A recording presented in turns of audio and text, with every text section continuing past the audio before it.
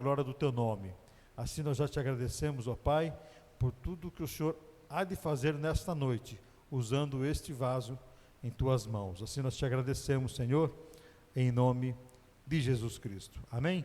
Dê uma linda salva de palmas agora pela palavra do Senhor. Amém?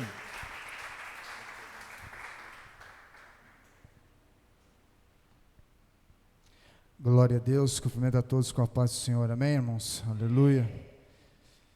É um motivo de nós nos alegrarmos, estarmos na casa do Senhor, podendo adorá-lo e bendizê-lo nesta noite. Quero que os amados coloquem de pé em reverência à palavra do Senhor nesta noite, amém? E seja o nome dele glorificado para a glória do teu santo nome. Quero que os amados abram no livro do profeta Ezequiel, aleluia, do seu capítulo 1 nesta noite, aleluia, um dos profetas maiores, um livro profético da Bíblia. Quero que você abra no livro de Ezequiel ali, do seu capítulo 1, no nome de Jesus, amém? Todos acharam?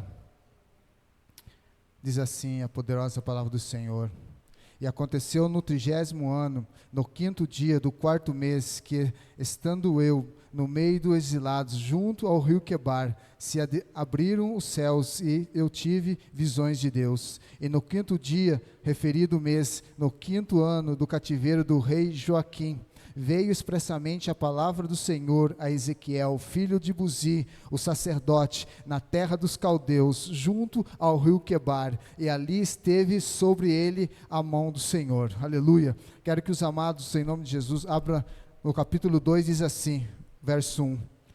E esta voz me disse: filho do homem, põe-te em pé e falarei contigo. Então entrou em mim o Espírito do Senhor, quando falava comigo, e me pôs em pé, e ouvi o que me falava. E ele me disse: filho do homem, eu te envio aos filhos de Israel, as nações rebeldes que se insurgiram contra mim, e eles e seus pais prevaricaram contra mim, até precisamente ao dia de hoje. Os filhos são de duro semblante, obstinados de coração, e eu te envio a eles, e lhes dirás: assim diz o Senhor Deus. Eles quer ouçam, quer deixem de ouvir, porque são casa rebeldes, hão de saber que esteve no meio deles um profeta.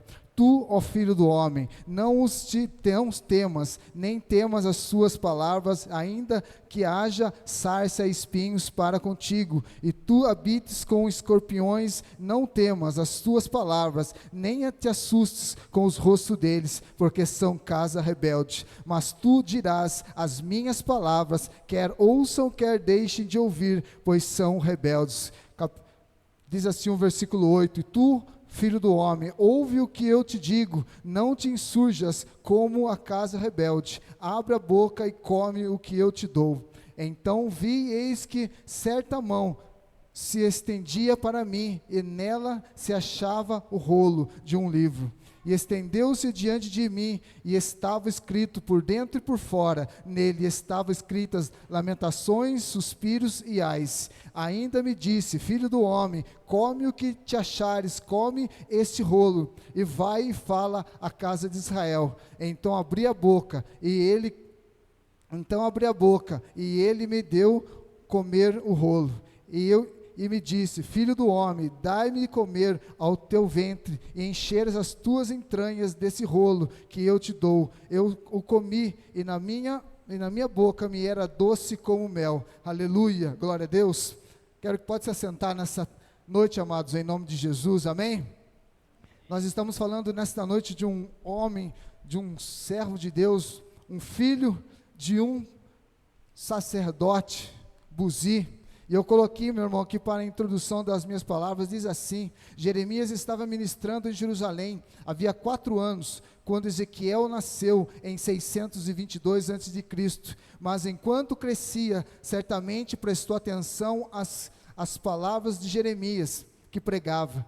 E é bem provável que Ezequiel e Daniel se conhecessem antes do cativeiro, apesar de não haver qualquer evidências que tenham se encontrado na Bíblia, na Babilônia. O ministério profético de Ezequiel foi essencial na Babilônia, pois não faltavam falsos profetas dando ao povo judeu esperanças infundadas de uma pronta liberação, normalmente pelo Egito, e de uma volta triunfante à sua terra. Jeremias 5, do 30 ao 31.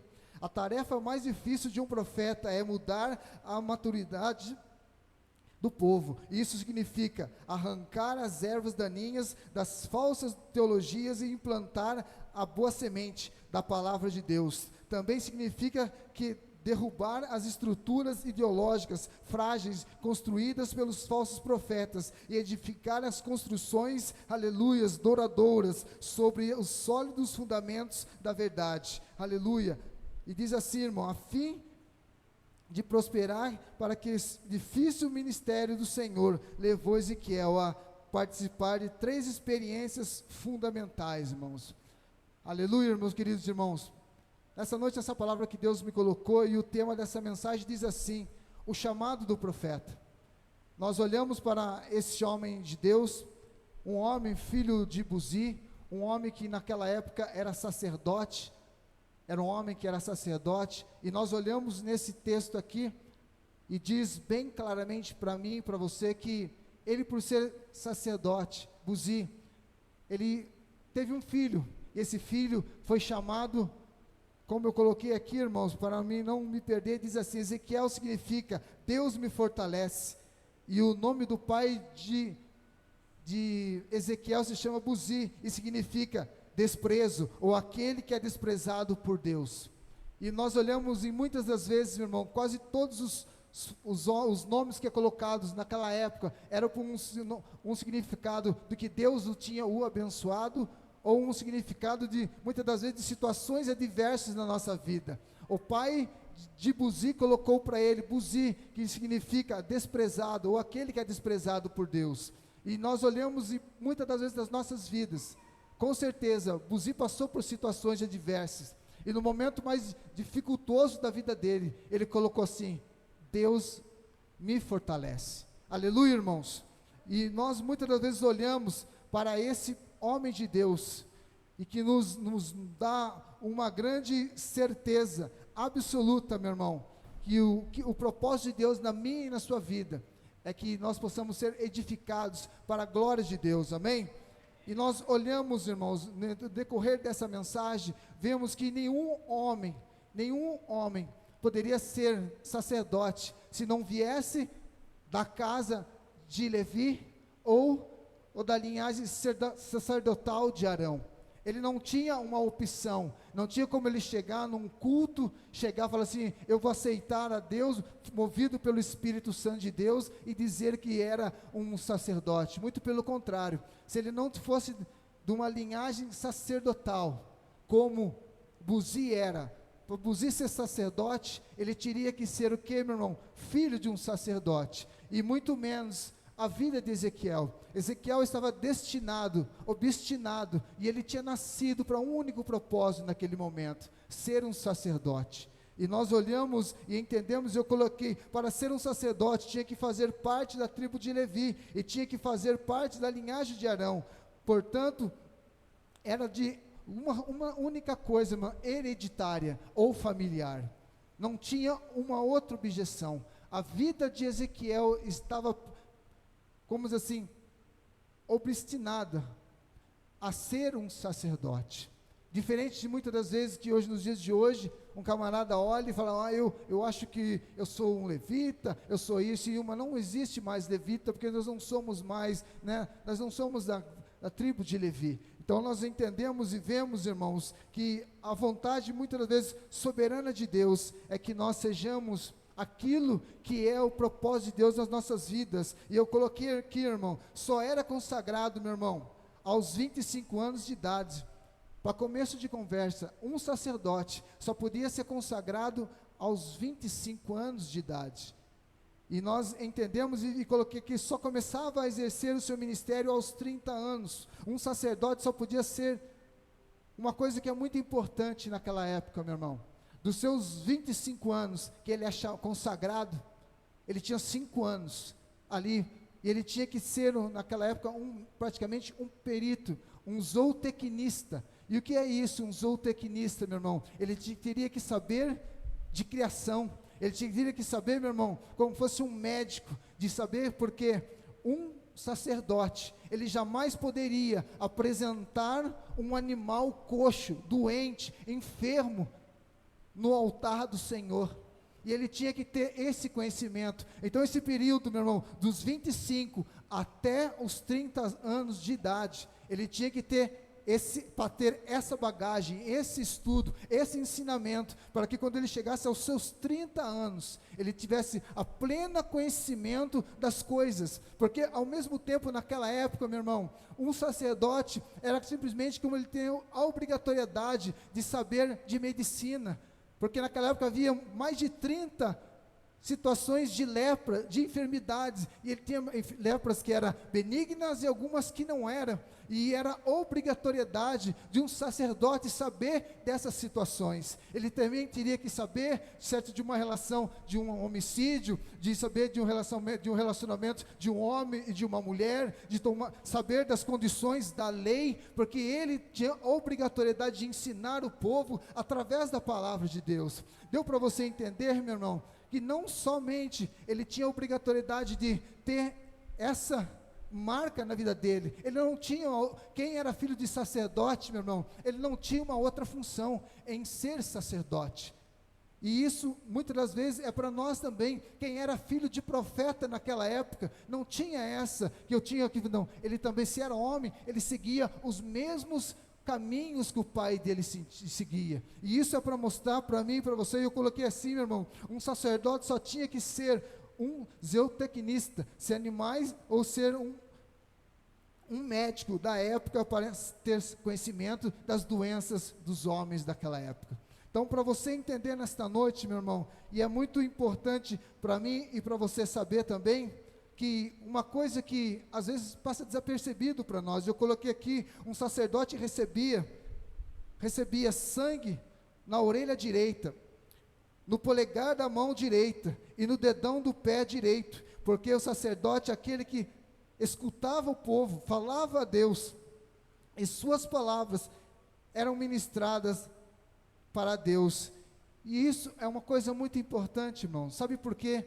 A orelha dele tinha que pingar uma gotinha de sangue, porque ele levava as coisas do povo a Deus, e tudo na mão, no polegar da mão direita dele, porque ele tocava nas coisas santas do Senhor naquela época, e outra também, no dedão do pé direito, porque ele entrava no santíssimo lugar, e tudo era para que o poder e a glória de Deus se manifestasse na vida de Ezequiel e de qualquer outro sacerdote daquela época, porque nenhum sacerdote poderia levar qualquer animal coxo doente, como está lá em Malaquias, porque automaticamente que se o sacerdote desse um vacilo, meu irmão, de levar alguma coisa enferma, doente, ao altar de Deus, ele levava toda a culpa, era morto e estipado por Deus naquela época. Tão importante de nós entendermos isso, o significado de ser um sacerdote, o significado de a qual Ezequiel e todos os sacerdotes tinham naquela época, um compromisso e uma fidelidade para com Deus. Amém, irmãos? Glória a Deus.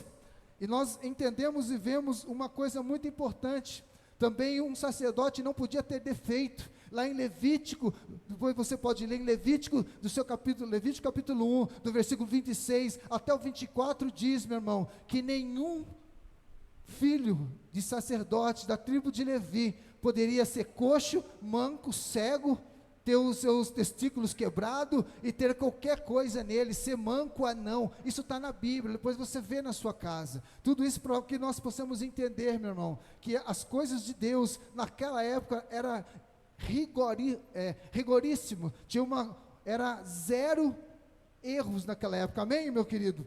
E isso nos faz arremeter uma coisa: qual era a importância desse ministério? E para nós entrarmos na mensagem e também olharmos para isso, que quando ele estava ali, diante daquele rio Quebar, e nós olhamos e vemos o que diz ali, e aconteceu que no 30º ano, quinto, do 4º mês, estando eu no meio dos exilados, junto ao rio Quebar, que se abriram os céus, eu vi e tive visões de Deus. Coloca para mim, Rafa, por favor, em nome de Jesus, para você entender, irmão, a importância disso. Talvez você já ouviu inúmeras vezes. Não, quero que você coloque a figura, por favor. Isso daqui, irmãos, era a concepção da visão que ele teve, que nós lemos aqui. Olha o que ele viu. Olha o que ele viu. Todas essas figuras aqui estão dentro desse contexto que nós estamos lendo. Para você ver a expressão, essa mão aqui não é o dedo de Deus não, irmão, é a mão do pretinho aqui, entendeu? E é para você ver, isso daqui é para você ver que não é o dedo de Deus não, irmão, é a mão, a minha mão, para você entender a importância do que Ezequiel viu da glória de Deus. Pode tirar, meu querido, em nome de Jesus, pode acender aqui por mim, por favor.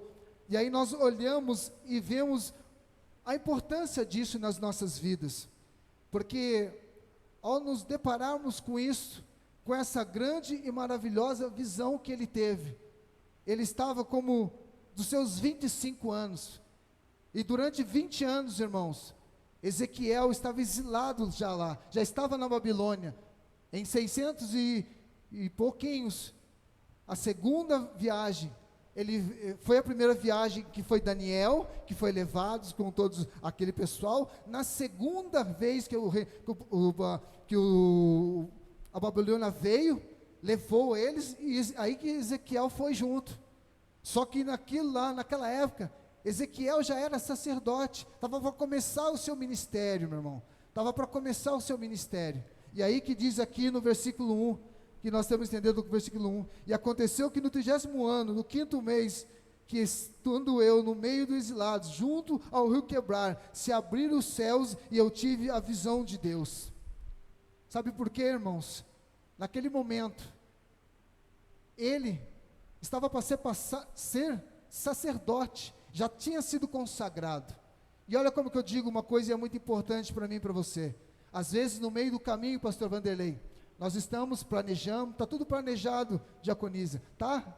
No string, você já planejou, está com Deus, Deus tinha confirmado e tudo ali, e está tudo bonito. Só que quando Deus está nós estamos envolvidos com Deus, Deus muda as circunstâncias das nossas vidas. E nós temos que entender que tudo isso que aconteceu, meu irmão, foi um único só propósito, a vontade soberana de Deus. O povo tinha sido exilado por um único propósito, meu irmão, porque inúmeras vezes que Jeremias profetizou sobre que os babilônicos iriam saquear Jerusalém, que ia saquear Judá, o povo muitas vezes não deu ouvido à voz de Deus, fez assim com o ombro, é um falso profeta, tá, mais um que está falando, mas não esqueceram que era a boca de Deus, e eles foram para o cativeiro, foram levados, foram cativos, e dos 25 ao chegar aos 30 anos, Deus mudou de sacerdote, ele passou a ser um profeta de Deus, e quando ele estava já lá, ele começou a profetizar, e por isso que Deus mostrou, meu irmão, naquele lugar, no rio Quebar, a glória de Deus na vida de Ezequiel. Para você muitas vezes entender, meu irmão, que os nossos planos estão mediante a vontade soberana de Deus. Às vezes Deus até planejou algo para você, Isaías, para você, Fran, para todos nós aqui, pastora Renata, para você, irmãos. Só que as circunstâncias que Deus vai te chamar, muitas das vezes não é circunstâncias que nós queremos. Porque quando chegou lá naquele lugar, irmãos, e é muito interessante, lá na Babilônia não tinha mais templo, não havia um templo, não haveria mais um altar, não haveria mais os candelabros, não haveria mais o propiciatório, ele não ofereceria mais sacrifícios a Deus mais, porque não havia isso lá, ele estava em terra pagã, e Deus, meu irmão, não faz nada fora do controle soberano dele nas nossas vidas. E ele o chamou naquele dia. Muitos daqueles estudiosos vão dizer, o que aconteceu? Esse é o 30º ano, meu irmão, a qual ele estava já determinado em ser um sacerdote, mas Deus faz dele naquele lugar um profeta de Deus. Amém, irmãos? Para mim e para você entender que muitas das vezes Deus dá um projeto para nós, mas Deus fez na hora, Deus mudou e deu uma outra maquete na vida de Ezequiel, que foi profetizar a palavra de Deus naquele lugar. Aleluia, glória a Deus. E nós olhamos aqui, irmãos, para nós entendermos, e diz assim, o primeiro ponto diz assim a palavra do Senhor. E eu coloquei assim, qual a relevância de Ezequiel para nós nos nossos dias? Muitíssimo, irmãos, muitíssimos, para nós entendermos muitas das vezes do ministério que Deus nos deu, nos responsabilizou nas nossas vidas, de darmos a vontade devida ao seu propósito nas nossas vidas. Porque se nós olharmos aqui, como eu coloquei, qual a relevância disso? Muitíssima.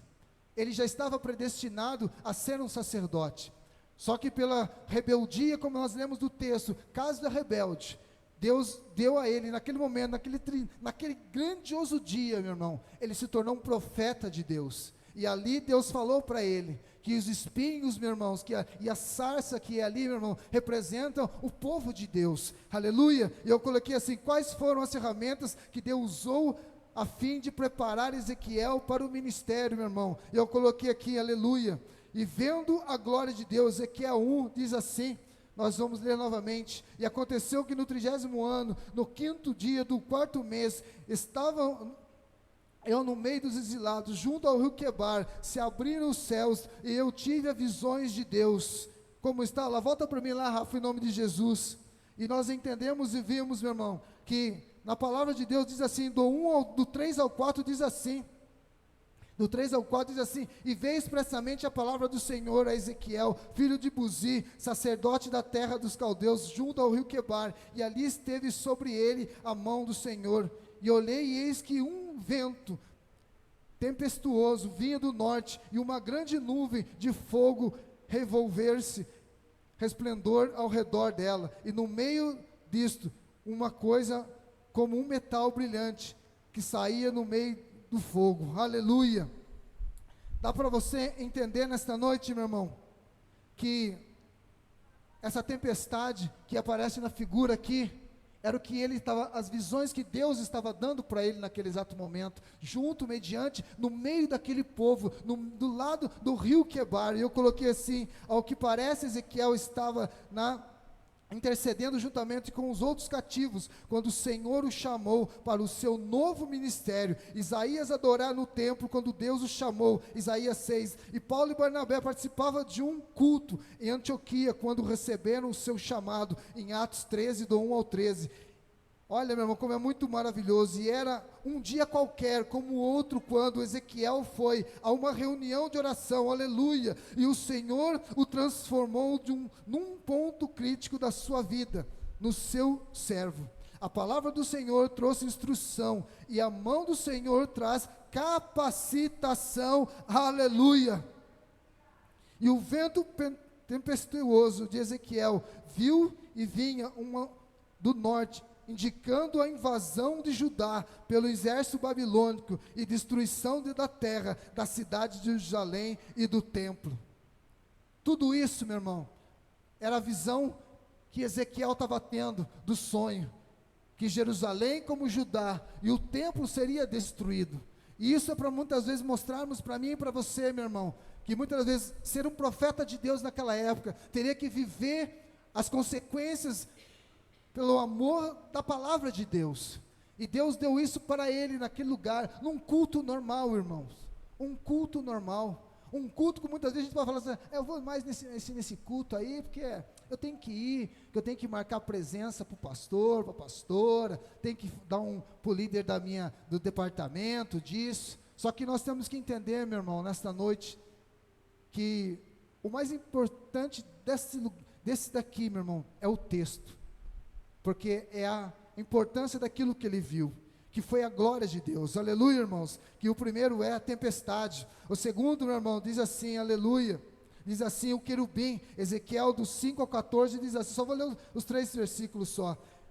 Ezequiel capítulo 1, do 5 ao 8.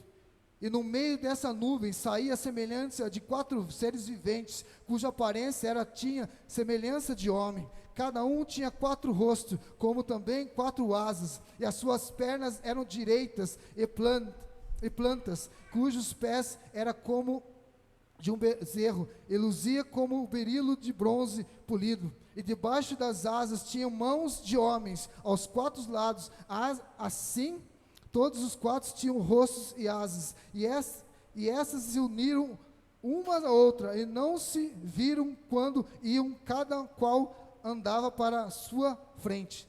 O versículo 10 é assim, e a forma dos seus rostos era o de um homem, à direita, e os 4 tinham o rosto de leão, à esquerda o rosto de um boi, que é o terceiro, e também o rosto do 4, que é uma águia, de todos os 4. Dá para você entender, meu irmão? Com certeza que o do homem estava lá na outra ponta, lá, leão. Coloca para mim, Rafa, por favor, aquela outra parte embaixo. Isso, e diz aqui, irmãos, aqui, ó. E os 4 rostos são associados tradicionalmente aos 4 retratos de Cristo, no 4 evangelhos: Mateus, leão, Cristo como rei; Marcos, boi, Cristo como servo; Lucas, homem, Cristo como homem perfeito; e João, águia, Cristo como filho de Deus. Aleluia, irmãos. Deu para você entender nesta noite o poder, a graça e a glória de Deus nas nossas vidas? E isso mostra para nós entendermos, irmão, o que ele viu. E eu coloquei que Ezequiel identificou os seres viventes como querubins, seres celestiais, mencionados pela primeira vez em Gênesis 3:24. As cortinas dos tabernáculos eram bordadas com figuras de querubins, está lá em Êxodo 26:1, e havia 2 coberturas de ouro da arca, o propiciatório, Êxodo 25, do 18 ao 22. Esses seres ocupavam posição de destaque no templo de Salomão. Aleluia. Dá para você entender, irmão, o que ele conseguiu contemplar ali, o que Deus mostrou. E a terceira o terceiro diz assim, as rodas, meu irmão, aleluia. Está lá em nome de Jesus. Ezequiel do 1 ao 15 ao 21 diz assim, Ezequiel 1, do 15 ao 21 diz assim, a visão das 4 rodas: e vi os seres viventes, e eis que havia uma roda na terra, aleluia, e ao lado de cada um deles, um aspecto das rodas, e suas estruturas eram brilhantes como o berilo, tinham as mesmas aparências, cujo aspecto e a estrutura era como se estivesse uma roda dentro de outra, e andando elas podiam ir 4 direções, e não se viravam quando iam, e as suas cambotas eram altas e metiam medo, e as suas 4 rodas, as mesmas, eram cheias de olhos ao redor, e andando os seres viventes, andavam as rodas ao lado deles, e elevando-se, elas se elevavam. Amém, irmãos? Dá para você entender? E eu coloquei aqui, havia 4 rodas, e cada uma delas, com outra roda, se encontrava cada uma associada a um dos querubins. As rodas cortadas permitiam que as criaturas e a nuvem se movessem em qualquer direção, instantaneamente, sem ter que virar de outro lado para o outro, como um relâmpago, irmãos. Dá para você nessa noite entender, irmãos, que a magnitude, o poder e a glória, muitas vezes nós olhamos para um texto desse daqui, e muitas vezes pulamos, achamos que não tem significância, que não tem nexo, que não tem alusão, muitas vezes. Muito pelo contrário, meu irmão. Se nós sentarmos e queremos nos debruçar diante daqui, nós ficamos maravilhados da glória de Deus. Para você nessa noite entender a importância que você tem do seu ministério diante de Deus. E tem também o 4, meu irmão, o firmamento, que está em Ezequiel 21, Ezequiel 1, do 22 ao 25, que diz assim, vou ler só o 22, aleluia, glória a Deus. E sobre a cabeça dos seres viventes, havia algo semelhante ao firmamento, como cristal brilhante, que metia medo, e estendido sobre a sua cabeça. Por debaixo do firmamento estavam estendidas as suas asas, a de um em direção ao outro, cada um tinha outras duas asas, e com que cobria o corpo de um e do outro lado.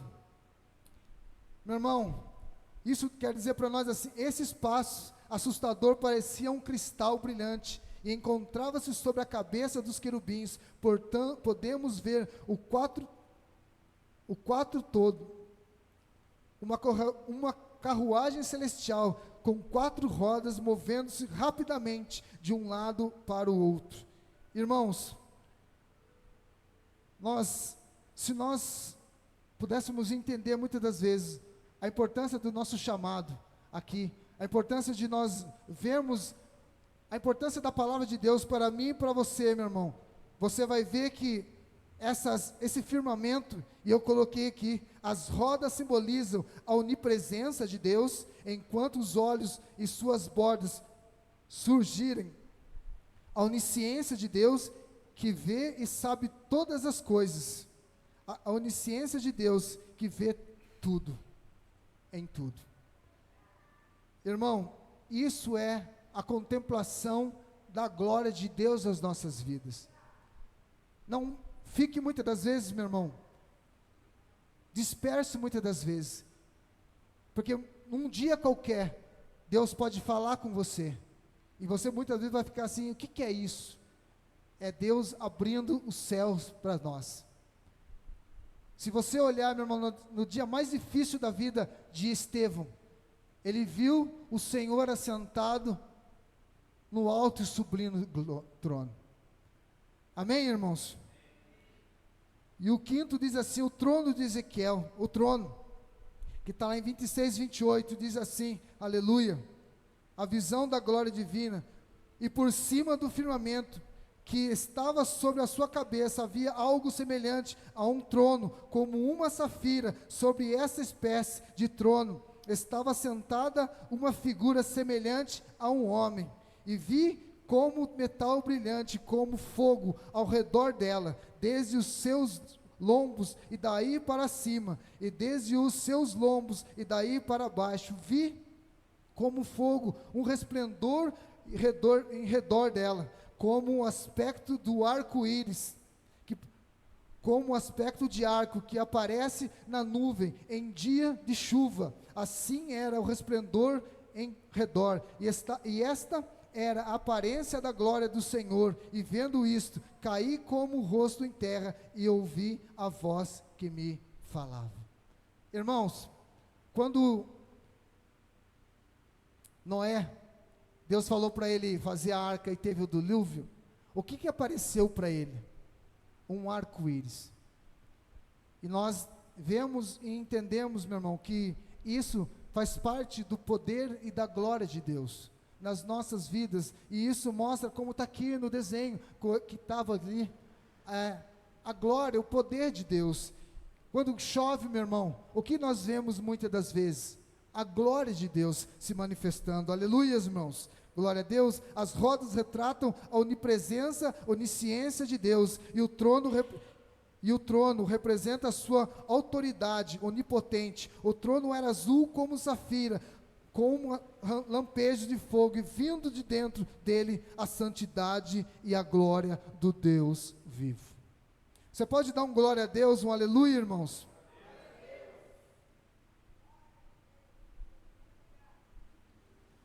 Talvez você deve estar imaginando, nossa, tudo isso, meu irmão, faz dizer para você, mais uma vez, o chamado do profeta. E qual tem sido o seu chamado em relação a Deus na sua vida? Em relação à palavra de Deus? Porque o que mais nos importa, meu irmão, é cumprirmos a vontade soberana de Deus. Aleluia!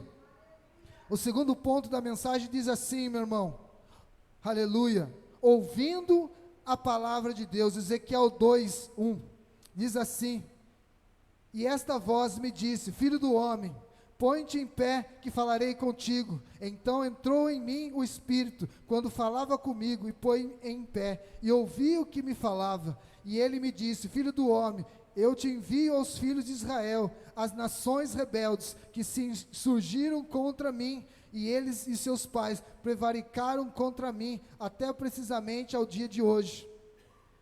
Aleluia.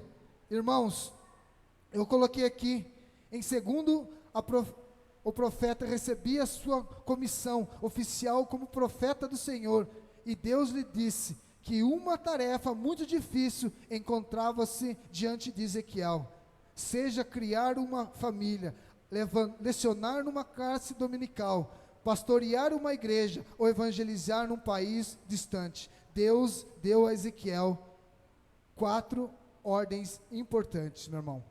E eu quero dizer para você nessa noite: põe-te em pé. Amém, irmãos? Põe-te em pé, que está lá em Ezequiel 2, do versículo 1 e 2. Como resultado de ter contemplado a visão, Ezequiel prostrou-se com o rosto em terra e completamente sobrepujou-se pela glória e o Senhor e pela maravilha da sua obra providencial do mundo. É uma coisa que nós temos que entender, meu irmão. Ele viu a visão de Deus, pastor, mas uma coisa Deus falou para ele, diante de todas essas coisas que nós vimos: põe-te em pé, te coloca de pé, que falarei contigo. As coisas que ele viu, meu irmão, que ele viu, era por uma única coisa: ele ia encontrar um povo rebelde.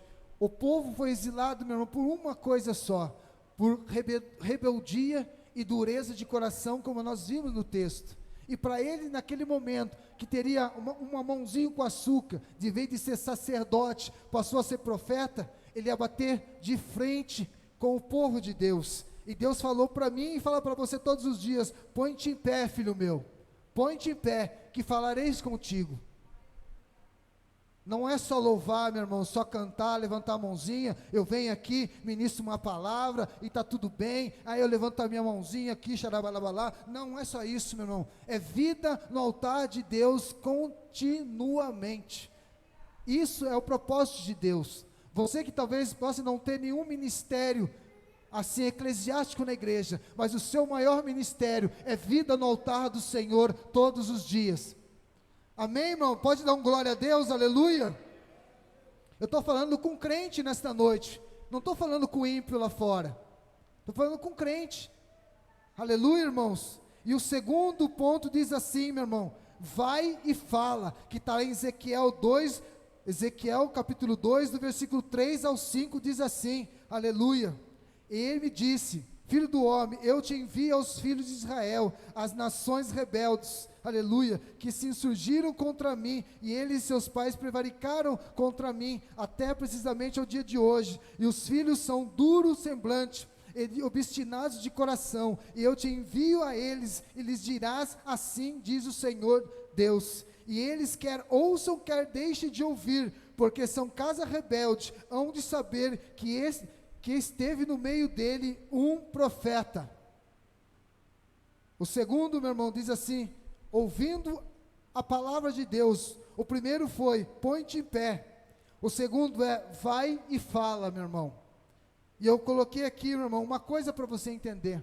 Um dia, meu irmão, esses dias atrás, é absurdo, meu irmão, é crente velho, às vezes, absurdamente crente velho, ele veio falar assim: mas será que a palavra de Deus, pastor Vanderlei, foi realmente o homem ali que falou, não sei o que tem, papai, eu só ouvindo, e o outro irmão que era diácono, só alisando e ficando quieto, e pai, ouvindo.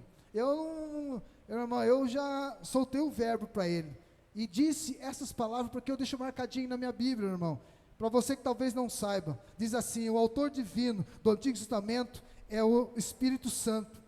Ele move Moisés, Esdras, Isaías e Ezequiel, e outros autores anônimos das Escrituras, sob sua orientação, o modo mais adequado e correto de entender como os livros do Antigo Testamento foram redigidos e chamados autoria dupla. Presta atenção nessa noite, meu irmão. O Antigo Testamento não é parte humana e parte divina, mas inteiramente humano e parte divino ao mesmo tempo. O elemento divino impediu, meu irmão, presta atenção, o elemento divino impediu que o elemento humano cometesse erros. O resultado é um livro cujos os manuscritos originais eram inerrantes, ou seja, sem defeito. Amém, irmãos? E tem crente nos dias de hoje, pastor, que ainda é turrão, ainda é teimoso, que ainda talvez está na igreja e às vezes é teimoso em não querer entender o que a palavra de Deus nos tem nos mostrado, a sua relevância, e ela é inerrante, meu irmão, aleluia. E o terceiro ponto diz assim, meu irmão, o segundo, ouvindo a palavra de Deus, não temas, diz assim, Ezequiel 2, do 6 ao 7, diz assim, tu, ó filho do homem, não os temais, nem temas as suas palavras, ainda que haja sarça e espinhos para contigo, e habites com escorpiões, não temas as suas palavras, nem te assustes com o rosto deles, porque são casa rebeldes, mas tu lhes dirás as minhas palavras, quer ouçam, quer deixe de ouvir, pois são rebeldes. A primeira foi, meu irmão, põe-te em pé. O segundo, vai e fala. O terceiro é, não temas, meu irmão. 3 vezes no versículo 6, o Senhor admoesta o profeta, não ter medo do povo, e repete essas palavras mais uma vez. Ezequiel 3,9, havia dado um aviso, semelhante a Jeremias, que está no capítulo 1 ao 8, e Jesus disse a mesma advertência a seus discípulos, que está lá em Mateus 10, 26, isso é para nós entendermos, meu irmão, que Ezequiel devia proclamar a palavra de Deus, com ousadias, quaisquer fosse a reação de seus ouvintes. Seu propósito, o seu próprio povo deveria ser como sarça e espinhos, e até como escorpiões, mas isso não devia deter o servo de Deus. Isso para nós nessa noite, meu irmão, é mais para nós um ensinamento da palavra de Deus, para nós entendermos, porque muitas das vezes, irmão, ouvir a palavra de Deus é pôr-te em pé, vai e fala, e não temas, aleluia. E o quarto diz assim, receba a palavra dentro de ti. Eu acho que é o pior, diácono Renato, eu acho que é o pior, de todas essas, evangelista Isaías, pastor Isaías, receba a palavra dentro de ti. Eu acho que é a pior, pastor Vanderlei, que diz assim, Ezequiel 2:8 diz assim, irmãos, 2:8 diz assim, tu, ó filho do homem, ouve o que eu te digo, não tema, não te insurges como a casa rebeldes, abre a boca e come o que eu te dou. Jeremias 3:9 diz assim, irmãos, Jeremias 3:9 diz assim, aleluia, cadê? Jeremias 3:3 diz assim, e me disse, filho do homem, dai-me e comer ao teu ventre, e enche as tuas entranhas desse rolo que eu te dou, e eu o comi, e na boca me era doce como mel. Muitas das vezes, irmãos, nem toda palavra que sai do altar aqui, pastor, muita gente não quer comer dessa palavra, não é palatável a sua palavra, pastor Altair, pastora Renata, muitas vezes a palavra de Deus não é palatável, muitas vezes as pessoas querem hoje, nos dias de hoje, é uma palavra, você vai ganhar uma casa, vai ganhar um carro, vai ganhar isso é tudo maravilhoso, é bênção de Deus, meu irmão, mas uma coisa que eu aprendi, pastor e irmãos, que eu não posso receber a unção de Deus, se primeiro não houver restauração dentro de mim. Não adianta na hora do louvor, eu chorar, me emocionar, sapatear, falar em línguas, mas saber que, meu irmão, que quando eu faço tudo isso aqui, quando o essencial, como diz o pastor Luiz Carlos, o louvor é apenas um aperitivo para abrir o meu apetite, mas como eu disse para você no início, meu irmão, o profeta ouvia a voz de Deus e transmitia ao povo. Outra coisa, o sacerdote ouvia o povo, filtrava aquilo e transmitia a Deus. Se você olhar, meu irmão, há um paralelo sobre essas coisas, e é isso que nós temos que entender nesta noite, meu irmão. E eu coloquei aqui, por ser um sacerdote, Ezequiel sabia que as escrituras hebraicas retratavam a palavra de Deus como alimento a ser recebido pelo coração e digerido interiormente. Já escondeu no seu íntimo a palavra de Deus. Lá Jó 23:12 diz isso, meu irmão. E isso é para nós entendermos nessa noite, meu querido irmãos, que o segundo ponto diz, ouvindo a palavra de Deus, e o primeiro é, põe-te em pé, o segundo, vai e fala, o terceiro, não temas, o quarto, recebe a palavra dentro de ti. E o terceiro e último, para nós terminarmos, diz assim, meu irmão, aleluia, tornando-se atalaia de Deus, está lá em Ezequiel capítulo 3, versículo 4, diz assim, e disse-me ainda, filho do homem, vai e entra na casa de Israel e diz-lhe as minhas palavras, porque tu não és enviado a um povo de estranho falar, nem de língua difícil, mas a casa de Israel, nem a muito povos estranhos falar de língua difícil, cujas palavras não possas entender, e eu os te enviasse, certamente te dariam ouvidos. O terceiro ponto diz assim, tornando-se atalaia de Deus, irmãos. E eu coloquei aqui, o que o povo mais precisava era ouvir a palavra de Deus, a palavra do Senhor. Mesmo antes de Judá cair, Jeremias os havia advertido a não dar atenção aos falsos profetas, mas nem a líderes, e nem o povo obedeceram. Está lá em Jeremias 5, do 30 e 31, e o capítulo 6 e 14. O que nós mais temos que entendermos, irmãos, é que é a vontade de Deus nas nossas vidas. Nós estamos ouvindo nesta noite, meu irmão, uma biografia de um homem de Deus.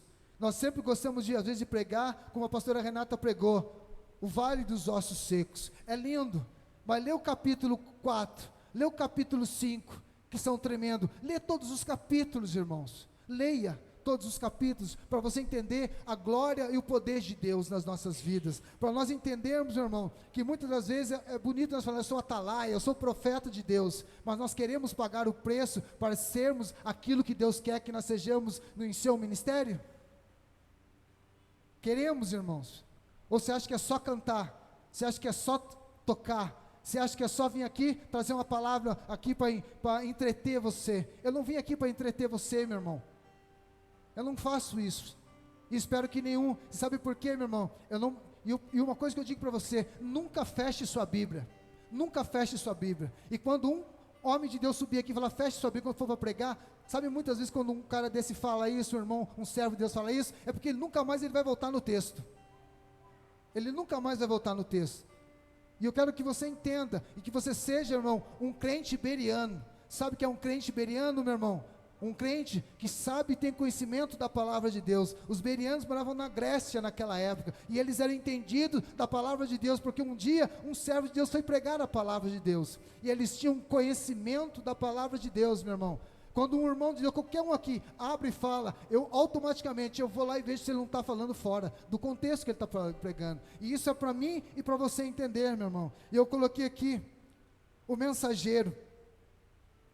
Ele era um mensageiro da palavra de Deus, meu irmão. E a primeira coisa, para nós finalizarmos aqui, irmãos, que diz assim, ele era boca de Deus. E uma coisa que um mensageiro de Deus tem que ter, meu irmão, dentro de si, vai e diz as minhas palavras. Ezequiel era mensageiro, seu público era o povo de Judá, e a mensagem a ser transmitida, a palavra de Deus. O profeta não tinha permissão, meu irmão, de enviar um outro mensageiro, um substituto, e também não podia alternar a mensagem, e nem transmiti-la a outro público. O público que Ezequiel tinha que transmitir, meu irmão, era para aquele povo de Judá, que estava exilado, e por um único propósito, rebeldia. Mas uma coisa que eu digo para você, meu irmão, e todos nós que temos um ministério com Deus, o mensageiro tem duas coisas, irmãos. A primeira, vai e fala. O segundo, meu irmão, é receber.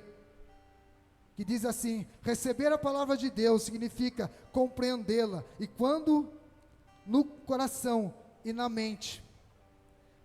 Mateus 13:19 diz assim: uma vez que Ezequiel era um profeta, escolhido por Deus, aquilo que ele dizia era importante, e o povo tinha a obrigação de receber a sua palavra. E eu digo para você nessa noite, meu irmão, você tem a obrigação, não comigo, mas com essa palavra aqui, ó, com essa palavra de Deus.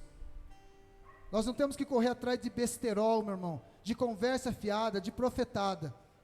Eu digo para você nesta noite, meu irmão, como eu disse para você, nós primeiro precisamos ter restauração, para depois recebermos a unção de Deus. Coloque sempre isso na sua vida, no seu ministério. Se o seu ministério, meu irmão, estiver quebrado, destruído, falido, não pensa que vai receber unção sem primeiro passar por restauração. Como diz lá em Ezequiel 37. Porque primeiro, meu irmão, para nós termos, e em Jeremias, para nós descermos na casa do oleiro, meu irmão, temos que nos refazer. Como diz lá, me refaz de novo. E o terceiro ponto diz assim, é obedecer, que está lá, Ezequiel 3, do 7 ao 9, diz assim, para nós finalizarmos. Mas a casa de Israel não te dará ouvidos, porque não me quer dar ouvidos a mim, pois toda a casa de Israel é de fronte obstinada, é de duro coração. Eis que fiz duro o teu rosto contra o rosto deles, e dura a tua fonte contra a sua fonte. E fiz a sua fonte como o diamante, mais dura que a pedreneira. Não os temais, pois nem os assusteis com o seu rosto, porque são casa rebeldes. Isso é para mim, para você entender, e eu coloquei aqui também, irmão. Deus não envia mensageiro para o seu povo, a fim de entretê-lo, ou de dar-lhes bons conselhos. Ele espera que obedeçamos aquilo que ordena. Infelizmente, os judeus tinham um histórico, meu irmão, triste, de desobediência à lei do Senhor e de rebelião contra a vontade de Deus. Foi o que fizeram durante 40 anos no deserto, Deuteronômio 9, versículo 7, e bem como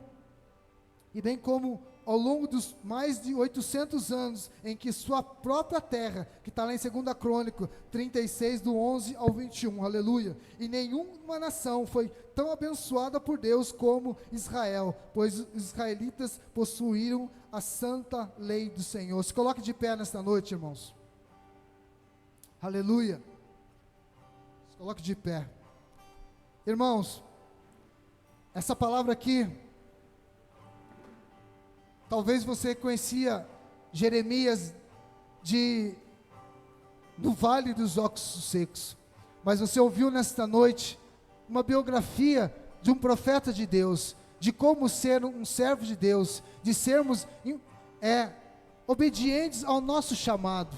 O chamado de Jeremias, se fosse para nós olharmos, era de ele ser um sacerdote, mas Deus deu um ministério aí, meu irmão. E você está inteiramente, meu irmão, responsabilizado em fazer a obra de Deus com excelência para a glória do teu santo nome. Senhor, meu Deus e meu Pai, eu te agradeço nessa noite porque o Senhor se manifestou em poder e glória. E eu te agradeço, meu Deus, porque diante dessa biografia desse teu servo, meu Pai, que muitas das vezes é deixado de lado ou só lembrado em situações. Nós sabemos que o nosso maior ministério é a nossa vida diante do teu altar, é a nossa vida diante da tua presença, é nós nos prostrarmos diante do Senhor e unicamente dizer: Senhor, eis-me aqui, o teu servo ouve, Pai. E que nós possamos, meu Deus, todos os dias, como estava o teu servo Ezequiel, exilado, Pai, sendo escravo numa terra pagã, mas ao mesmo tempo, Senhor, não deixou do único propósito de te adorar, Senhor, em espírito e verdade. Que em muitas das dificuldades que os teus servos possam se encontrar no meio do caminho, Pai, que eles possam estar adorando ao Senhor em espírito e em verdade, e que eles possam ter visões dos céus, Senhor, que mesmo as agruas, as adversidades, as condições adversas, meu Pai, o Teu Espírito vai possuí-los de um poder e de uma glória sobrenatural, Senhor. Não permita, meu Deus e meu Pai, que nós possamos deixar e de perder a visão, Senhor, que o Senhor quer para nós, Senhor, que é uma vida em espírito e verdade na Tua presença, na Tua casa, Senhor, que não nos falte, Senhor, o azeite, Senhor, que não nos falte o óleo do Teu Espírito sobre nós, Pai. Oh, meu Deus e meu Pai, nós pedimos a Ti nesta noite, Senhor, que cada servo do Senhor, filho, lavado, remido, revestido do Teu servo, Pai, do Senhor da glória, possa ser tocado por Ti nesta noite, Pai. Que nós possamos ser um Ezequiel, Senhor, que nós possamos ser fiel à Tua palavra, que nós não venhamos negar o propósito que o Senhor tem nas nossas vidas, Pai, por circunstâncias que nós passarmos, Senhor, que nós possamos olhar, meu Deus, e ver os céus abertos, Senhor. Oh, Espírito Santo de Deus, visita nesta noite os Teus pastores, Pai. Oh, Senhor, visita aqueles, meu Deus, os Teus presbíteros, diáconos, Senhor, os Teus adoradores que te adoram no altar, os Teus intercessores, Senhor, todos os ministérios, Senhor, das escolinhas. Oh, Espírito Santo de Deus, traz de volta nesta noite, Senhor. Há muitos na casa rebelde da Tua casa, Senhor, que se encontra longe dos Teus caminhos. Traz de volta, Senhor. Traz de volta nesta noite. Para que haja unção, precisamos haver restauração dentro de nós, sincera, genuína diante do Senhor, Pai. Obrigado, Espírito Santo de Deus, por nos proporcionar essa palavra nesta noite, por fazer o Teu servo lembrar, Senhor, de qual a importância de nós termos o nosso ministério, Senhor, entrelaçado à Tua palavra, entrelaçado ao Teu Espírito, Jesus, entrelaçado a Ti, Espírito Santo de Deus. Obrigado, Senhor, por essa oportunidade nesta noite. Obrigado, Pai, obrigado, Filho, obrigado, Espírito Santo de Deus. Obrigado, pastora Sônia, obrigado, pastor Vanderlei. Obrigado, Senhor da glória, em nome de Jesus.